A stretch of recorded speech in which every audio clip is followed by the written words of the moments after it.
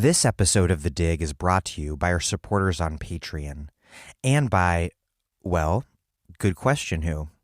You frequently hear ads right here from Verso, University of California Press, and N+1. We are now looking for new publishers to advertise with us. Do you write or work for a magazine or book publisher? If you do, can you think of any group of people more interested in buying smart left-wing books and magazines than Dig listeners? Because, well, I sure can't. If you want to advertise your media product on The Dig, email me at firstname@gmail.com. That's danieldenver@gmail.com. That is also, incidentally, where you may send me listener letters, which, as long as they are not intensely mean, I always do my best to respond to.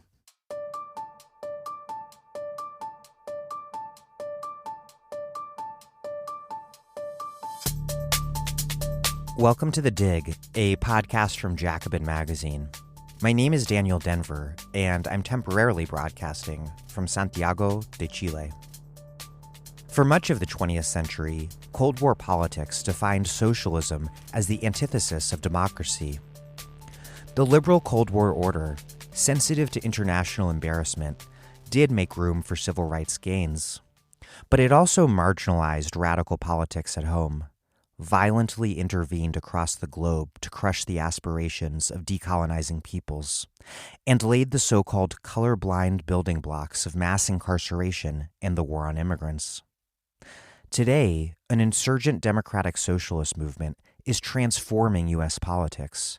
Today, it is socialism that is at the forefront of a fight for a radical deepening of democracy, one in which ordinary people exercise control over our political, economic, and social lives, and one in which the people is expansively defined to include those excluded by racist immigration law and mass incarceration. This, generally speaking, is what I'm discussing today with filmmaker and writer Astra Taylor. My request for your support today is a brief one, but in short, this podcast only exists and can only be made free to all because those of you listeners listening right now who can afford to support us do so at patreon.com/thedig. Also, I receive an email every time you donate, and your donations will make me feel good about myself while I toil in the depths of final book editing hell. Please contribute what you can at patreon.com/thedig. That's patreon.com/thedig. Okay, here's Astra Taylor, a filmmaker, writer, and political organizer. Her most recent documentary, What is Democracy?, is now streaming, and her latest book, Democracy May Not Exist, But We'll Miss It When It's Gone, was published in May.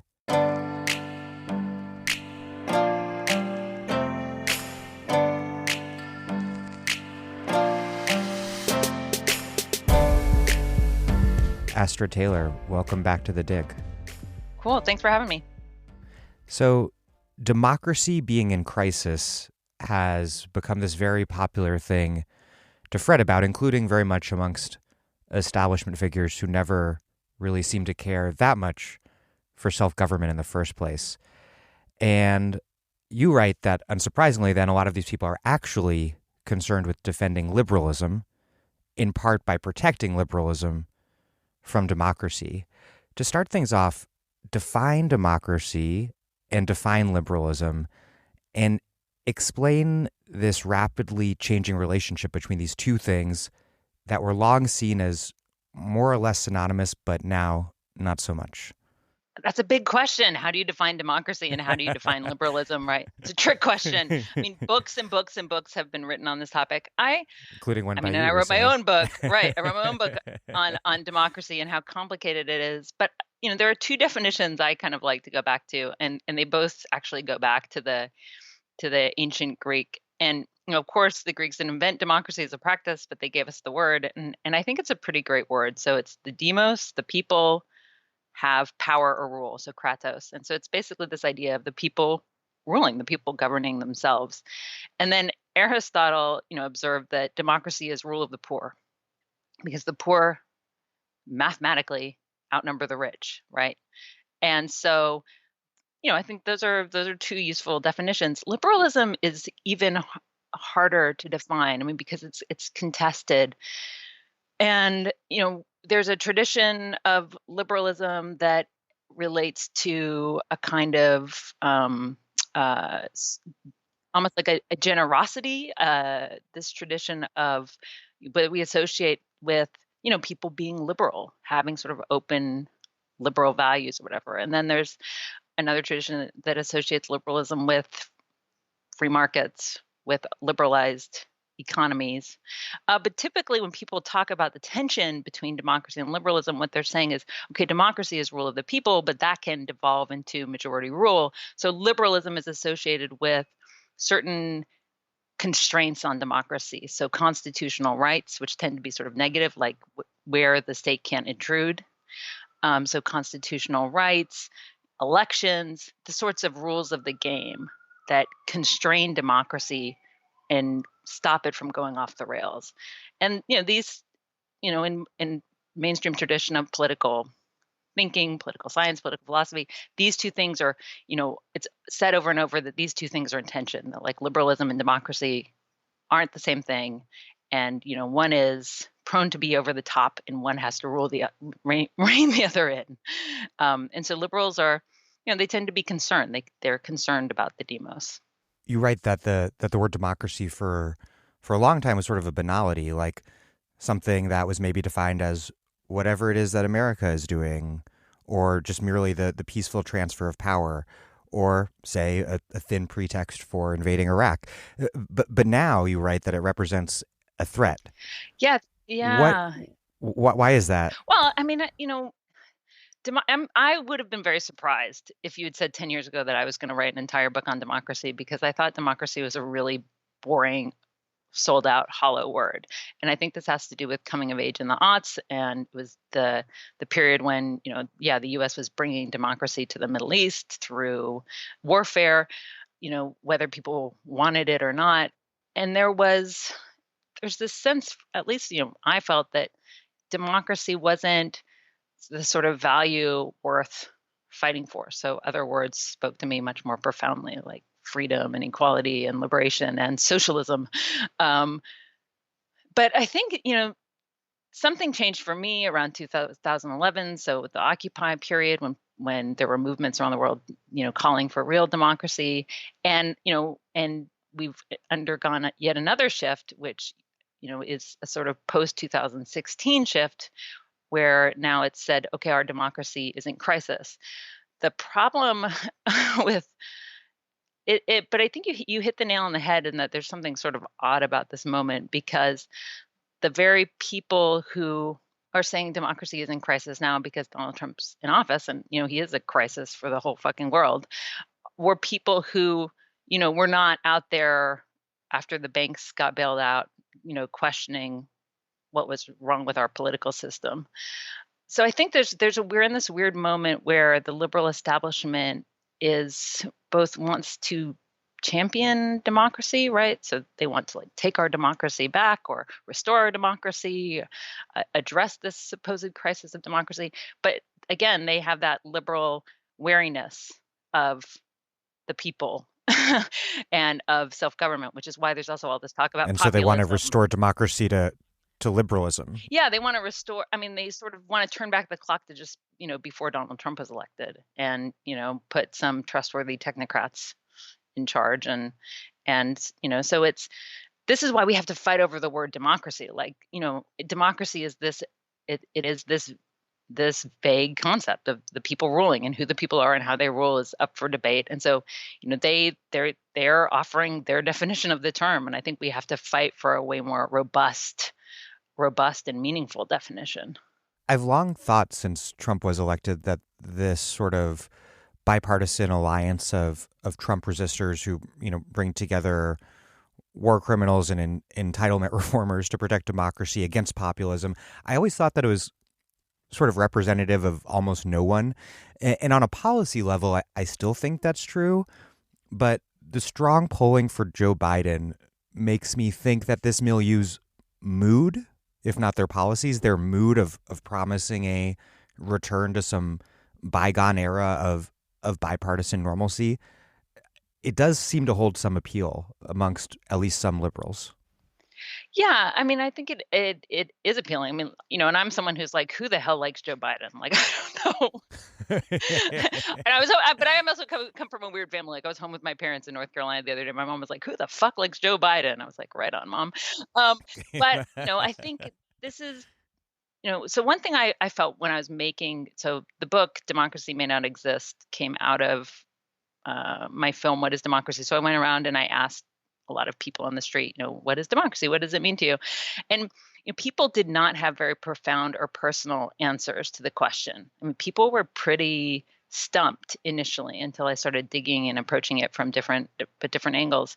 And typically what they said, okay, democracy is elections. Like we have the right to vote and there are elections, therefore we live in a democracy. And so elections, what they do is we vote for people to represent us, and then they engage in government. So it isn't the people ruling, right? We have people do it by proxy. And I mean, people are accustomed to that. That the reason by the end of it, I felt like, okay, the reason people don't have more interesting definitions of democracy is because it's just not something that they do very much of. And so I guess it's not surprising that this kind of technocratic government appeals to people, right? Like, just let's put some grown-ups in charge and let them handle things. And this is even the phrase, like, I have a plan for that, is starting to grate on me a little bit, as much as I prefer Elizabeth Warren to Joe Biden, for example. It's so It's so technocratic. It technocratic. was actually just driving me nuts this morning and last night. Yeah, so I think that is why that's also, it's not just Biden, but that's part of her appeal, I think, is that it's like put a grown up in charge and she's got a plan, and it's not about empowering the people. And I think Elizabeth Warren does fight for working class people. I mean, I think she's a lot more than the majority of other candidates, but I think the reason that phrase is so popular actually is because it's this idea that, yeah, someone else has it covered. Like, there's part of Warren that has the Buttigieg appeal, but she actually does have the Yeah. plans, unlike Buttigieg. But there's still who's like an empty suit. But there's still this problem with the appeal of the plan as a standalone solution. Well, the problem has never been a lack of plans or good ideas. It's a lack of power.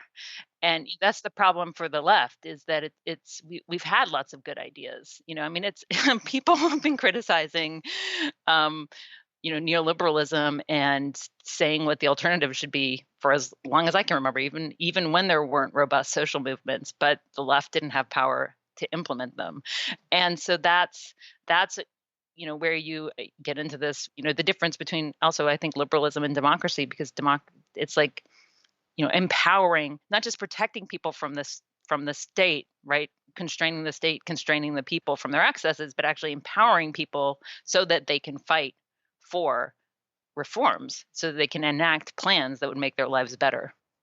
So liberalism is fundamentally about restraints, and in my opinion, there should no doubt be constraints on state power, including state power directed by a majority public when it comes to protecting free expression, religious minorities, whatnot. But the question you ask, I think, is what exactly is liberalism constraining right now, and for whose benefit? Yeah, and that, I frame things in that way. So in the piece for the New Republic, I frame things in that way because the brilliant historian, and the guy is brilliant, Ira Katznelson, said in a speech, democracy advances, liberalism constrains. And the question is, well, constrains what? Because if the sort of premise of liberalism is that you have these rights, these protections, these rules, and that they'll be respected. But, rights alone cannot curb concentrated economic power. I mean, that's the reality we're living in. So and this is where, I also make the observation that, contrary to what a lot of liberals seem to think, today's more radical lefties or people who would identify as democratic socialists aren't saying, hey, let's throw rights away. They're saying, no, let's actually try to enact them by creating economic conditions where people can actually um, enjoy these rights and these freedoms that sound really great on paper, but we don't actually have them because power is so concentrated and they're being eroded. I mean, in the United States today, even something as simple as the right to vote is not equitably put into practice.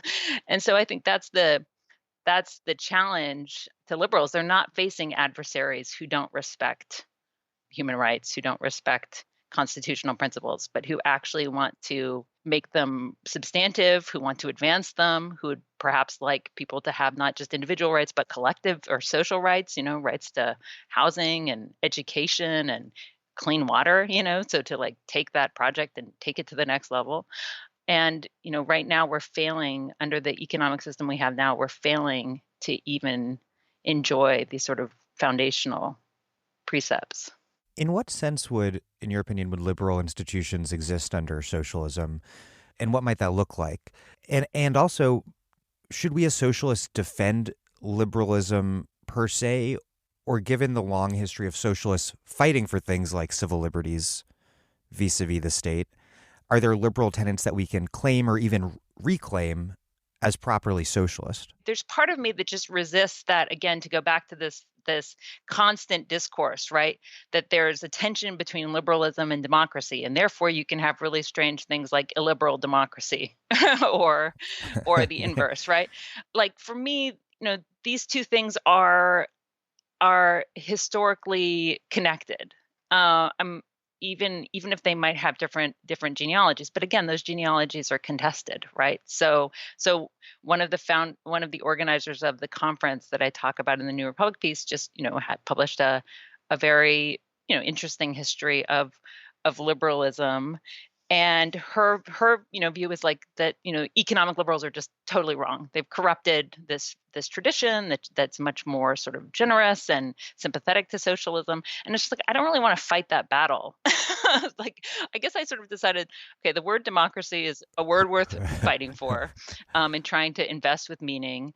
I do think that what we call, liberal rights or liberal institutions, be that sort of, independent judiciaries, I mean, are important, but there is a semantic wormhole that I'm like wary of falling into. Yeah, falling down and never getting out of. It's sort of like, for me, I think the point I wanted to make to the conference of liberals was that in order to actually embody the values you claim to revere, we have to change the economic system, and the agent of that transformation is going to be the people who you're so wary of in this supposedly populist moment.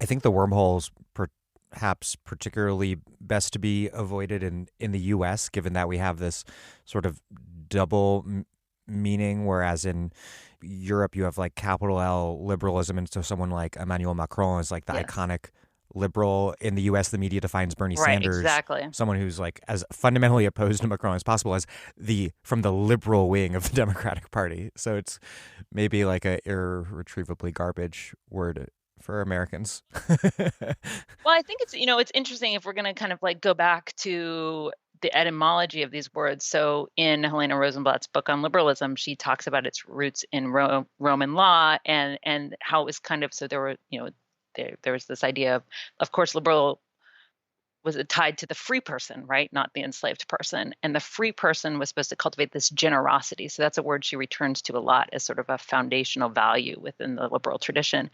And I think that struck me because I think that what you get then is a vision of a state that, even if it's liberal, is generously taking care of the citizenry, as opposed to, so it's kind of like almost a charitable model, as opposed to a political vision that's based on solidarity, on being in it together, on self-government, which so that leads us. So there are competing visions of what the state is, who runs it, and what it provides. And so the sort of stereotype of like American limousine liberals is actually somewhat in line with this more capital L vision of liberalism. Right. And I would rather have it. I would rather have a generous state that provides a floor for people than Hmm. one that doesn't.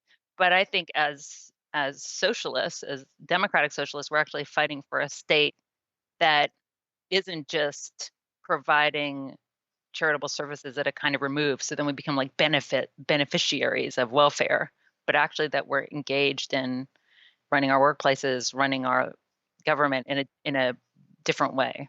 A quick aside before we move on is something that I hear all the time on the internet and that you referenced in the introduction to your book, and that I don't understand at all is what is up with the current right wing obsession with informing people on the left that, sorry, America is a republic and not a democracy. Like, where does that come from? What's that about? Okay, if people just want When to did it do start? a test, you can. I would say just park yourself anywhere, but Wall Street is a very good place to do this. I've done it, and just ask passersby, what's democracy? What is democracy?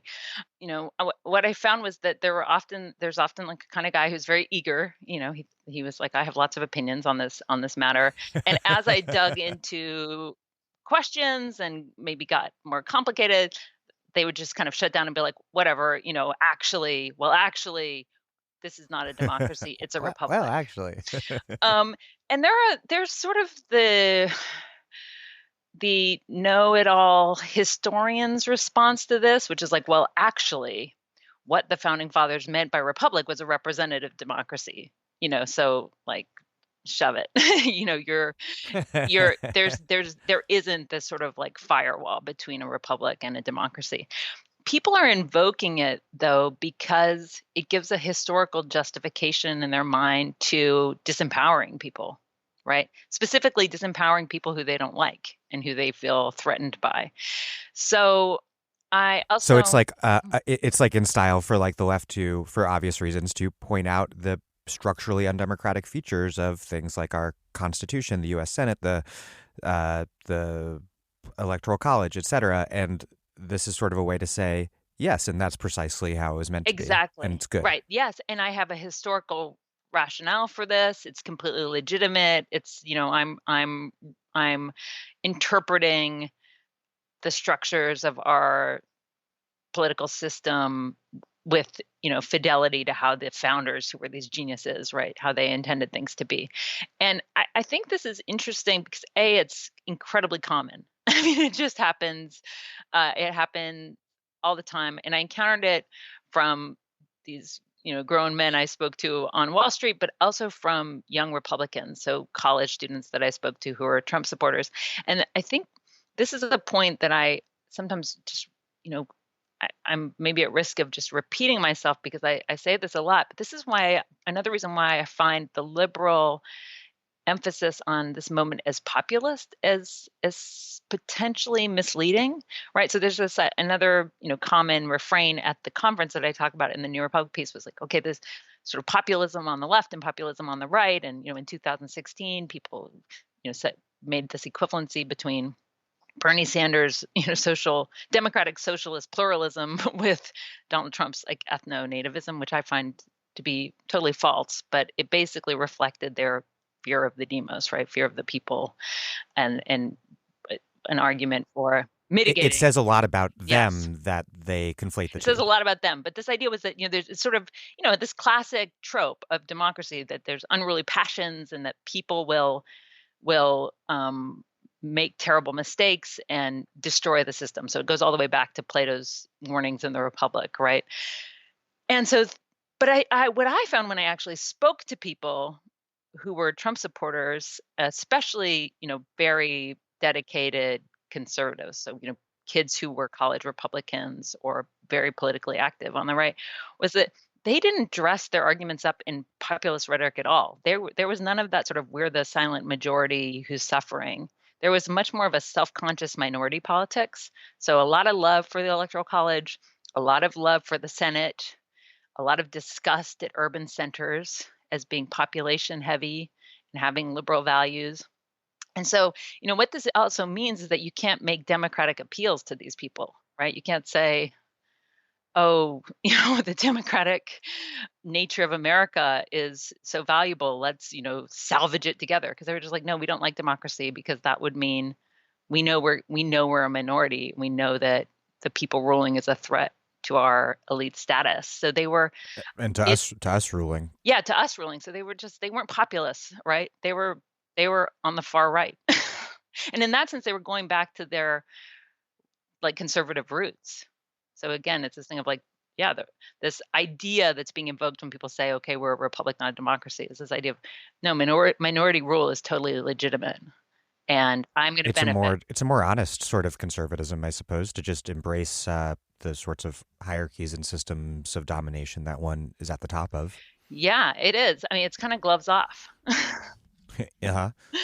Well, a related question that's really central to democracy, both in theory and very much in practice, is who the people are.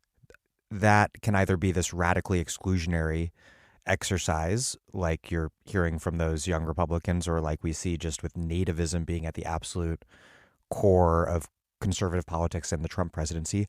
But it can also be expansionary, as we saw with Occupy's famous slogan, "We are the 99%." Why is it that this question of defining who the people are, why is it emerged so powerfully in recent years? And what do you make of this current conflict between these two very different answers to that question? Yeah, I mean, so I do think that there is, in a way, this is something that even as leftists we have to acknowledge is a problem with any political system, right? I mean, any democratic community has to answer this question of like, okay, well, who is the people? Who's making decisions? Who's included? Who's excluded? And why? And who is benefiting from those exclusions? And why has this emerged so strong at this moment? I mean, it has been a constant theme.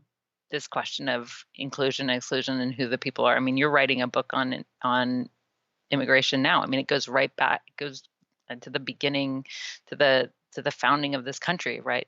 Who's in, Ebbs who's and out. flows, but it's always there. Yeah, it ebbs and flows, and it's always there. So I think it's flowing right now. I mean, a big part of it was probably the so-called refugee crisis in Europe. So finally, I mean, there's multiplicity of causes, but really, finally, the consequences of all of the all the wars in the Middle East, and so people have been migrating in huge numbers, but once they reached European shores, that freaked the West out. And in moments of, and also, but closer to home, I think, in moments of volatility, right? So you start to see the left rising and people naming certain enemies. So 99% versus the 1%, naming the 1% as an enemy, naming problems like, hold on, the financial sector, caused this economic crisis. Well, then what does the right want to do? They want to deflect. They want people to have other types of reasoning. They want people to blame the folks at the bottom, not the folks at the top. And so that is a strategy that we saw, we saw that as a logic right after the banking crisis with the Tea Party. That was like, who's responsible for the mortgage meltdown? Certainly not the bankers. It must be all those irresponsible, poor people in Baltimore who took out mortgages they couldn't afford. So I think it has to do with the sort of economic crisis that we're in. And I think that, just to pause you really quick, I think that's a really good, important point to make, which is that obviously nativism and xenophobia, anti-immigrant politics is the most overt way that people are included or excluded from the people, the demos. But there are all these other ways that happens too, like in terms of like who is a legitimate beneficiary of government support and who is an illegitimate one, who is the person who is receiving the mortgage interest deduction that they don't even understand is like basically a form of welfare, and who is the person that Rick Santelli is demonizing in his rant heard around the world, who took on a loan he couldn't afford to build a house or whatever. yeah, I mean, that's the thing, like inclusion, this question of inclusion and exclusion is not always so hard-edged as like citizenship, right? Because it also, even within the citizenry, there's so many inequities.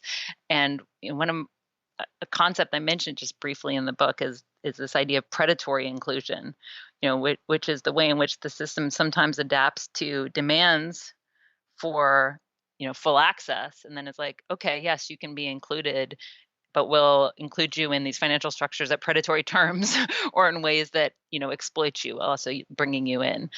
So, but I think, what Melinda Cooper's book talks a lot about that in terms of like finance, the democratization of finance. Yeah, I mean that's so it's like access on what terms. I mean in the I don't really get into this issue so much in the piece, but in the book, Democracy May Not Exist, but We'll Miss It When It's Gone. A chapter is about this and about the question of inclusion and exclusion, because I think it is a thorny question that we have to wrestle with.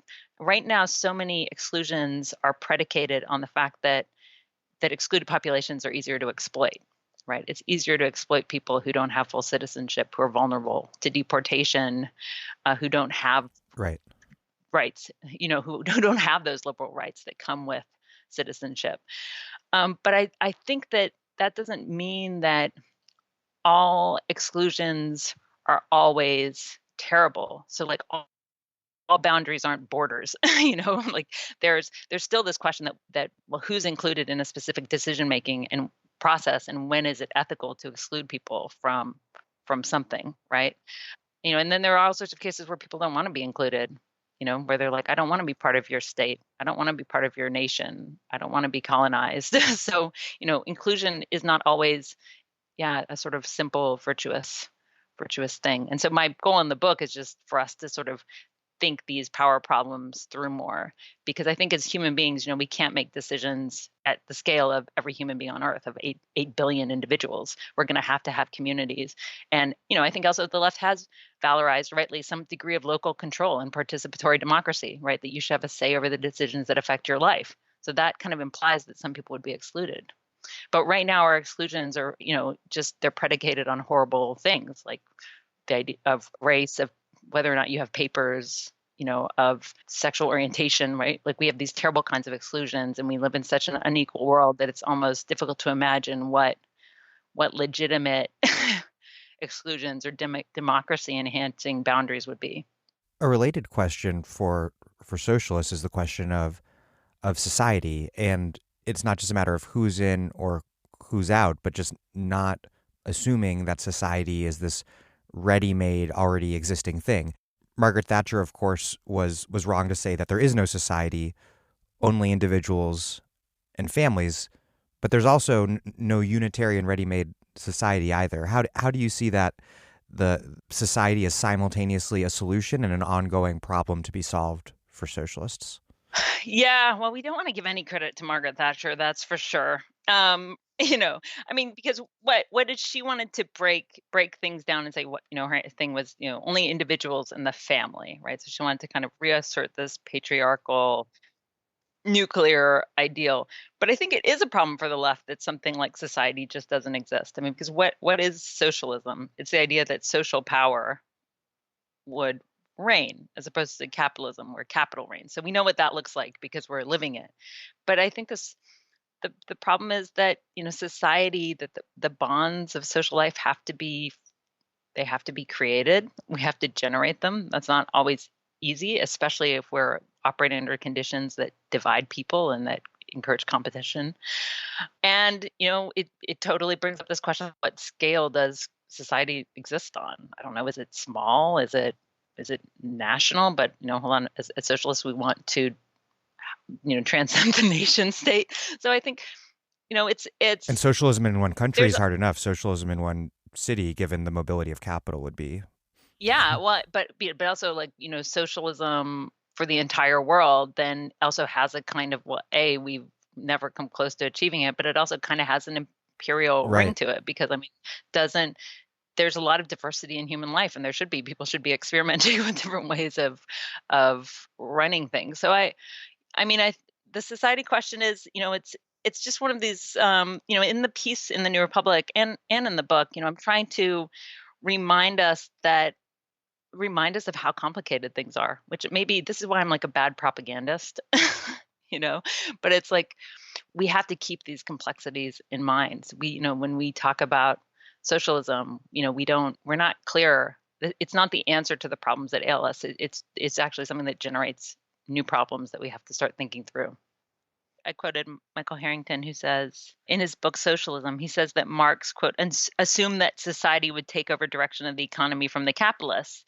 But the problem is there is no unitary subject of historic action called society. And so I think, it is interesting to contrast that with the Thatcher quote, because she was contented with that, right? She's like, there is no society. That's great.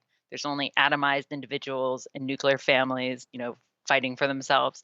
But I think it's actually a challenge for lefties, because we know we're interdependent. We know we don't live in isolation, and yet we still have to create that demos. We still have to create that unity. And that's why I say somewhere else in the piece, socialists aren't born, they're made. And that is, we have to create those social fabrics and reinvent the ones we have. And like you mentioned earlier, we have to create them. And the challenge is that we have very little understanding or experience of democracy, not only in terms of how profoundly undemocratic our government is, and in terms of our, popular control over the state and electoral politics and all of that, but because we constantly live under systems of domination at the workplace, in the home, under the control of the carceral state. We have all of these. It's not just an ideas problem like we have, and this kind of goes back to the discussion we're having about Warren having a plan for everything. It's not just an ideas problem. It's a material reality and how we exist under it problem. Yeah, and I think the thing is, our social lives are really complicated. So there's elements of competition and elements of cooperation and elements of individualism and elements of collectivity. Right. And the question is also one of, well, where do we put the emphasis?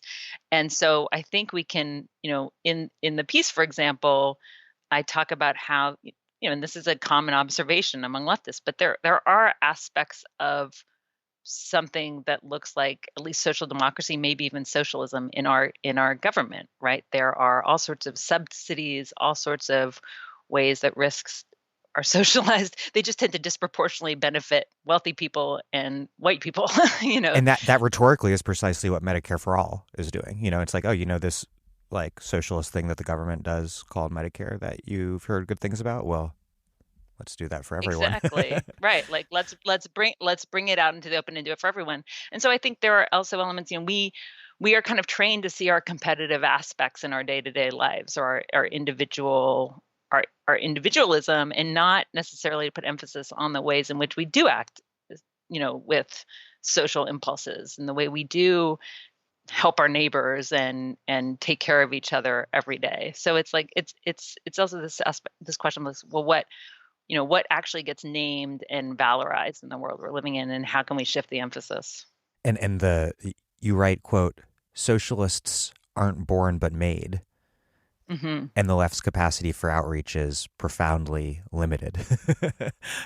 So how do we go about, to put it rather bombastically, making new kinds of humans that can not only fight for and build socialism, but actually maintain it? Because the same crisis of neoliberalism that allowed, it's the crisis of neoliberalism that allowed for this socialist revival, but we all still live in a society made by neoliberalism, and that's a society that's profoundly depoliticized. So what's the answer? Is it sort of identifying these spaces of cooperation and non-domination that already exist and building from there? I mean, I think it's an urgent challenge. So I said that line because I was down in St. Petersburg and I was talking to some local activists and just asking them what the mood of the community was. And they basically said, there's a lot of agitation, a lot of discontent, but it could go both ways, right? So in other words, it could be funneled to, a Trump style politics or a kind of Sanders style, right? People are frustrated, but what happens with that frustration or discontent depends on who gets to them first, and what structures are being offered. And I think the left right now has a big opportunity, but it's kind of our opportunity to lose. And I think this relates to, why we're both cluing into this tendency to valorize the person with the plan, because it's clear, it just sort of is like one piece of evidence of how ingrained it is for people to look for someone else to solve their problems instead of engaging in, a more sort of grassroots style of organizing or political engagement.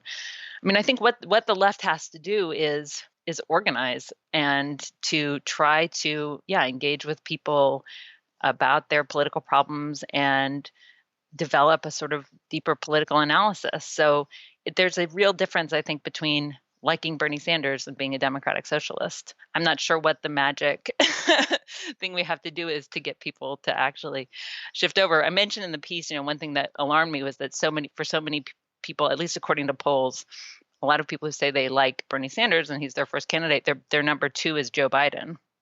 Right. And I think vice versa in many cases. Yeah, which is just like, okay, this is not ideologically coherent. And I think that that's because it takes time to make people, it takes time for people to come to different political views. I mean, it's taken me time. My perception shifts based on my experience and what kind of movement I'm involved in. I mean, in the film and the book, I go back to Rousseau's paradox, one of the founding sort of, it's called the founding paradox, but it's this central idea in political philosophy. And it's basically, what comes first, like democracy or a democratic people? Because you seem to need people oriented towards democracy in order to create the structures. And so it's this, chicken or the egg kind of dilemma. And the thing is, there's no, his proposal was, some enlightened guy, is going to just like legislate all of our problems away. And then once we have these rules, people will just be Democrats or be able to finally live a good life. But there's no trick. I mean, we just have to do the hard work of talking to people, organizing them, and convincing them that there's another way of organizing society. And so that's the elections. This sort of emphasis on electoral politics is an opportunity to have those big questions. But if we leave it at the level of elections and candidates, we're going to be in trouble. Yeah, you write that something that's been really good for the recent growth of socialism in the U.S. is also a big problem, which is that it has very much benefited by Fox News and companies' just long-running constant demonization of even neoliberal liberalism as socialism, because it's helped define socialism as everything to the left of neoliberalism or everything that's not like evil people on Fox News. And so that's been to the benefit of the left, but it's pretty squishy too. How do you see this sort of undefined relationship between socialism as an anti-capitalist politics and this more general and diffuse anti-neoliberal social democratic politics, which we see from politicians that I care a lot for, like Bernie Sanders and Alexandria Ocasio-Cortez, but that are not, I mean, to my eyes at least, anti-capitalist?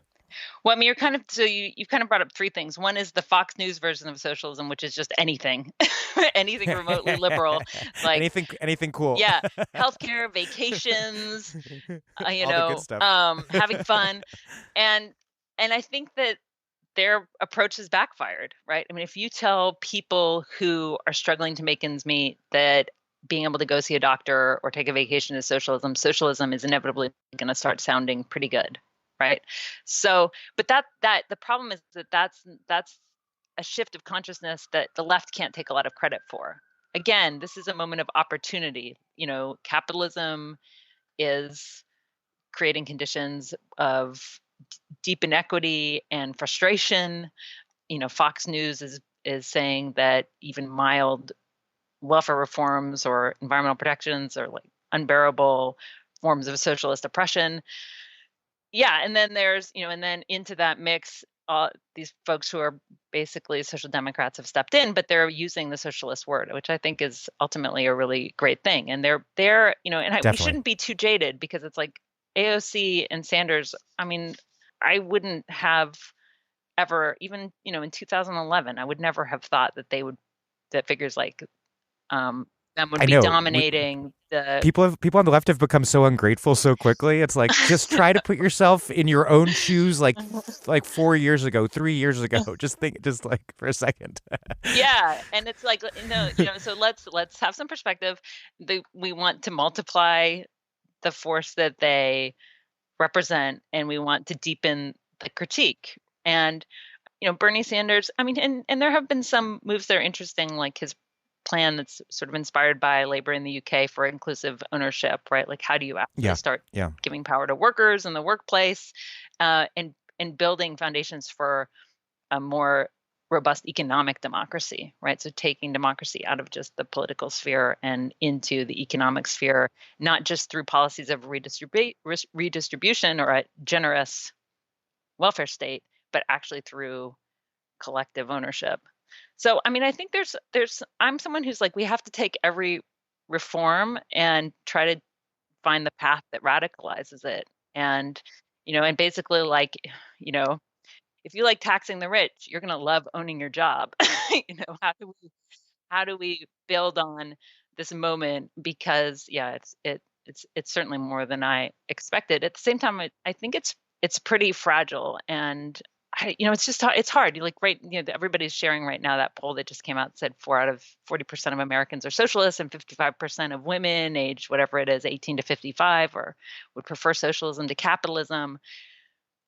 But these things are kind of, they can be fleeting. They can be something that's just in the air. And how do we know that the left only wins when it's actually organized and can actually engage in politics of refusal, when it can actually, stop the flows of capital, when it can strike. I mean, we might be at historically high levels of strikes for the 21st century, but compared to the New Deal era, it's like nothing. So we have to recognize that these are just indicators that we should organize more. And yeah, we're like approaching like what might add up to the necessary conditions, but nowhere near the sufficient outcome that we're looking for. You have a sobering line in your New Republic piece. Read any article in the left press aimed at rousing the socialist faithful, and chances are the final paragraph concludes with some variation of, "We have a world to win." But in my more cynical and or anxious moments, I'm tempted to say the opposite. The left has a world to lose, or rather, a promising shift in the political winds to squander or blow. The largest challenge ahead is to move socialism from the fringe to the center of political life and turn people into committed democratic socialists. Yeah, and I just to further darken the mood, but I think the thing is, even looking, one of the things that I'm most heartened by is the renewed enthusiasm for labor organizing and the attention to union politics. But unions are, unfortunately, they're not just a vehicle for social change. They're also they also need to be terrain for democratic struggle, because a lot of them are run in a way where, they're sort of run in a way that's akin to private management structures, right? They're very hierarchical. Workers aren't necessarily empowered. There's an emphasis on kind of superficial media campaigns instead of a more holistic view of organizing. So, I mean, there's so much work that needs to be done, and this is it's a promising moment in that there's a kind of volatility, but we also have to get really serious about what the challenge is and what the stakes are. Yeah, I want to talk to you about the sort of how to feel and approach that volatility. You argue that while the destruction and change wrought by global warming in particular is terrifying, it also forces us to discard any notion that the system as it is unchangeable, because things are indeed changing. You write, quote, "The world is changing, whether we like it or not. And as we face that crucial fact, we might as well try to change it for the better by fighting to ensure that more of us have a chance to enjoy the blessings that liberal democracy promised, but also by refusing to abandon the possibility that even more satisfying, sustainable, and dignified forms of life might lie ahead." Donna Haraway has this phrase, staying with the trouble. How do you think about this profoundly chaotic and undetermined unknowability of the future? How do you simultaneously deal with what's really terrifying about that and also embrace it as an opportunity that motivates you to take action? I think the simple answer is that we just have no other choice. I mean, the path that we're on is, if we don't intervene, is so bleak. I mean, if we're devastated by what we see at the borders now, by people drowning in the Mediterranean, then just wait until the climate crisis is going full tilt. So I think there's just a sense of there's no alternative to fighting against the world that seems to be on the horizon. The staying with the trouble thing, though, speaks to me. And the whole point of the book, which I summarized a little bit at the end of the New Republic piece, but the whole point of this book, Democracy May Not Exist, but We'll Miss It When It's Gone, is that we have to get comfortable with these challenges, philosophical and political challenges, and get comfortable with uncertainty. So, the book, in a way, is an argument with this idea that it's a sort of argument with utopian socialism in a way, right? This idea, Marx, I quote Marx in the New Republic essay saying, communism is the riddle of history solved, right? This idea that there's a promised land that lays ahead. That there's an end of history, that's what utopia is. There's an end of history. You're right. An end to politics. Yeah, and into politics, exactly. And that, we won't be alienated. I mean, maybe I just think alienation is just, I think we could get over the alienated labor and capitalist exploitation, but I still think we'll have all sorts of problems. And so each chapter of the book is about the way a problem. Your relationship to your mother and your girlfriend will not automatically become perfect under socialism. Might be better without all the horrific systematic stress being put on your private life, but yeah, or maybe without that systematic stress, you'd actually have to face your shit, and it would actually be more painful. We don't know because we're not living in it, right? There might be a reason that people flee from themselves, but so each chapter of the book is about a tension or a dichotomy that I think will persist, right? Even in conditions of economic egalitarianism. Again, we'll have to wrestle with the question of inclusion and exclusion. We'll have to wrestle with how to balance the needs of people who live now with people in the future, right? So you can imagine, so somehow we'll have to think, as we create this democratic socialist world, that's supposedly ecologically sustainable, we'll have to think about people who don't exist yet. We'll always have to balance our local communities with the fact we live in a global world. So, I think staying with the trouble is something that we have to incorporate into our political thought and our political praxis, while also trying to be pragmatic and also being like, okay, well, there is no utopia for us to just leap into. So, what are the levers of change in the here and now? What are the messy struggles I can get involved in? So for me, the fact that we're facing change it distresses me. It distresses me when I think about the ramifications of climate change. But it's also change is a constant, and so we have to intervene. What I was responding to in the piece specifically was going to this conference, talking to more establishment liberal types, and people who really just wanted to engage in the sort of politics of what they saw as the status quo, get rid of these sort of recent aberrations, get rid of Trump, restore the norms. And it's partly just to remind them, we're not, that's a fantasy. It's not going to happen, right? Big change is coming. And, let's try to make it good.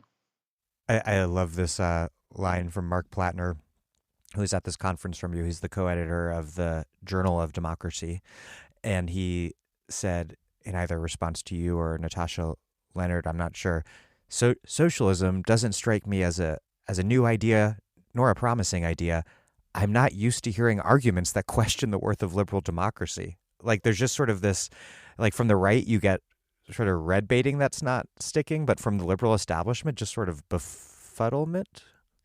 Yeah, they were really befuddled. And that was interesting because it also showed me that I'm in a bubble, right? Like to me, Yeah. I couldn't imagine what it'd be like to be so inside the Beltway or ensconced in some ivory tower that I don't hear criticisms of liberal democracy from the left.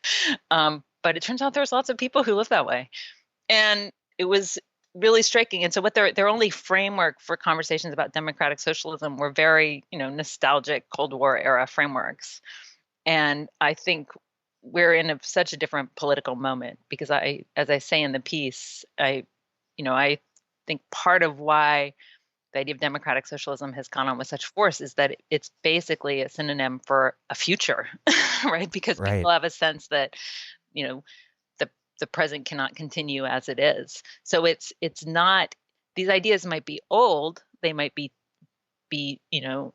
timeless. Like, yeah, we didn't invent the idea of solidarity last week. It's not novel in that sense, but it hardly feels like it's tired out and that we've already done it because we haven't.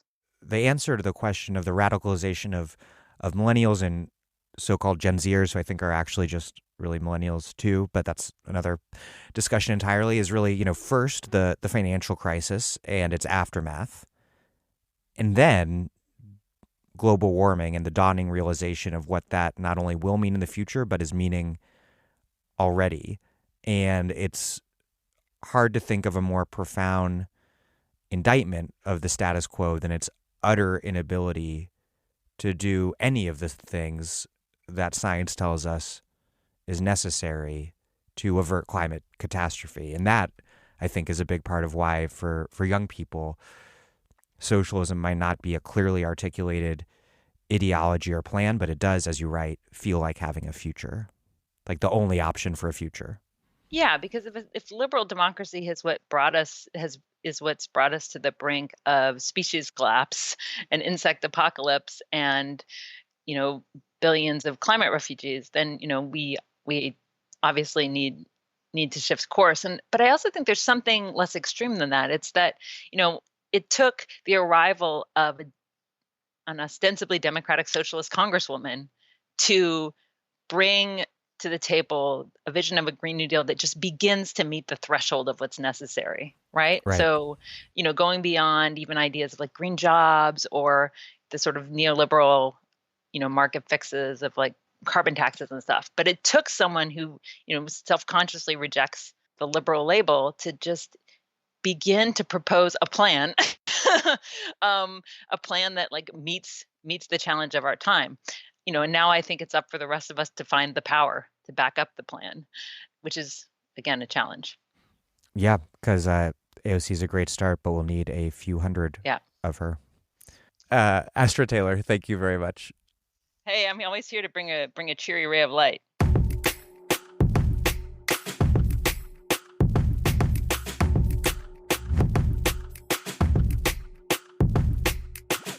Astra Taylor is a filmmaker, writer, and political organizer.